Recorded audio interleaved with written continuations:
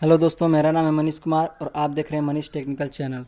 दोस्तों, मेरा जो पार्ट 4 का वीडियो था उसमें कुछ प्रॉब्लम्स हो गई थी, इसीलिए वो आगे नहीं बढ़ सका। तो वो यहाँ पर हम पार्ट 5 में उसके आगे का करेंगे। तो चलिए वीडियो शुरू करते हैं और देखते हैं कि निरपेक्ष त्रुटि क्या होती है। हम समझने वाले थे निरपेक्ष त्रुटि, माध्य निरपेक्ष त्रुटि, सापेक्षिक त्रुटि और प्रतिशत त्रुटि। तो देखते हैं निरपेक्ष त्रुटि क्या होती है। निरपेक्ष त्रुटि, सबसे पहले आप जान लीजिए कि निरपेक्ष त्रुटि को हम डेल्टा से प्रदर्शित करते हैं, या किसी भी प्रकार की त्रुटि हो उसे डेल्टा से ही प्रदर्शित करेंगे हम। डेल्टा और उसके बाद उसका मतलब जो भी माप लिए रहेंगे उसे जोड़ देंगे हम, उसे डेल्टा से प्रदर्शित करते हैं। मान लीजिए कि हमने एक स्केल लिया और उससे उसका वास्तविक मान जो था, वास्तविक मान यानी कि जो स्मॉल यल था उसे मापा हमने 4 सेंटीमीटर, 4.0 सेंटीमीटर। और जो उसका प्रायोगिक मान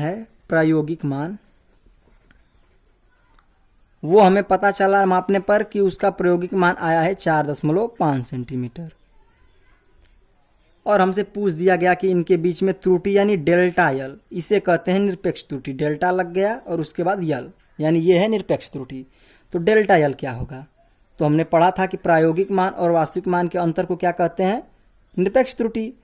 तो यहाँ पर 4.5 में से माइनस कर देंगे 4.0, यानी कि जो हमारी त्रुटि हो गई, जो हमारी निरपेक्ष त्रुटि हो गई वो 0.5 सेंटीमीटर।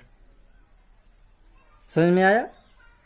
यानी कि प्रायोगिक मान और वास्तविक मान के अंतर को त्रुटि कहा जाता है। अब हम नेक्स्ट पढ़ते हैं माध्य निरपेक्ष त्रुटि। माध्य निरपेक्ष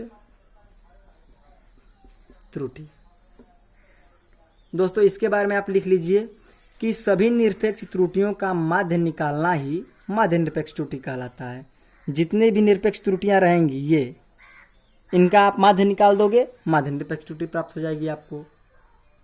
और नोट करके आप लिख लीजिएगा नोट में कि जब एक से ज़्यादा प्रायोगिक मान होते हैं, यहाँ तो प्रायोगिक मान 1 था, अगर एक से ज़्यादा प्रायोगिक मान रहेंगे, कुछ ज़्यादा ही लोग प्रयोग कर दिए और कुछ ज़्यादा ही आंसर हमें आ गया, प्राप्त हो गया, तो 4.5, 4.6, 4.7 ऐसे आ गया। तो जब एक से ज़्यादा बार प्रायोगिक मान हो तो माध्य निरपेक्ष त्रुटि निकाली जाती है। एक रहेगी तो नहीं निकाली जाएगी, एक रहेगी तो ये निरपेक्ष त्रुटि है ही।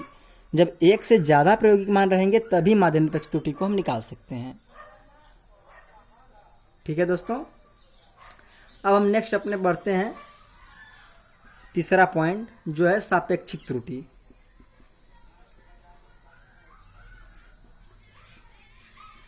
सापेक्षिक त्रुटि अथवा भिन्नात्मक त्रुटि।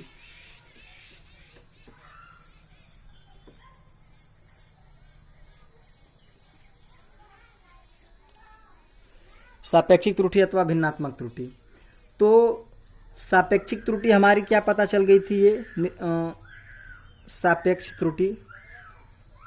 त्रुटि यानी कि डेल्टा यल। त्रुटि को तो डेल्टा से प्रदर्शित करते हैं, आपको पता है। यानी डेल्टा यल बराबर जो हमने निकाला था, जो 0.5 सेंटीमीटर, जो डेल्टा यल का मान हमने क्या निकाला था? 0.5 सेंटीमीटर। अब यहाँ पूछ रहा है कि सापेक्षिक त्रुटि, तो हमारा सापेक्षिक त्रुटि तो यही हो गई। अब भिन्नात्मक त्रुटि भी है, यानी कि अगर हम इसी में मानेंगे तो ये हो गया भिन्नात्मक त्रुटि। भिन्नात्मक त्रुटि बराबर निरपेक्ष त्रुटि बटा के वास्तविक मान होता है। निरपेक्ष त्रुटि बटा वास्तविक मान, यानी सापेक्ष त्रुटि या भिन्नात्मक त्रुटि का सूत्र यही होता है, निरपेक्ष त्रुटि बटा वास्तविक मान। तो निरपेक्ष त्रुटि यानी डेल्टा एल हमने 0.5 निकाला था, तो यहाँ पर हो गया 0.5 बटा के वास्तविक मान। वास्तविक मान हमने क्या हमारा क्या है यहाँ पर देखिए 4 सेंटीमीटर, तो यहाँ पर 4 हो जाएगा। यानी कि निरपेक्ष त्रुटि यानी कि डेल्टा यल बटा वास्तविक मान यल, ये होता है सापेक्षिक त्रुटि। चलिए यहाँ पर जान लेते हैं चौथा, प्रतिशत त्रुटि क्या होती है? प्रतिशत त्रुटि होती है सापेक्षिक त्रुटि इंटू 100, यानी सापेक्षिक त्रुटि हमारा जो आया उसमें 100 से मल्टीप्लाई कर देंगे तो हमारा प्रतिशत त्रुटि निकल जाएगा।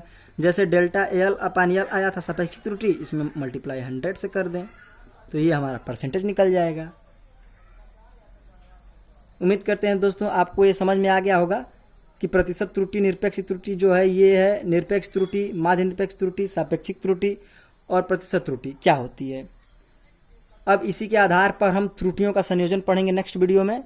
और मैं स्मॉल जो है वो छोटा छोटा वीडियो करके बना रहा हूँ ताकि आपको भी परेशानी ना हो, ज़्यादा बोरिंग ना लगे और आप आराम से 5 मिनट, 10 मिनट, 15 मिनट का वीडियो आराम से देख सकें।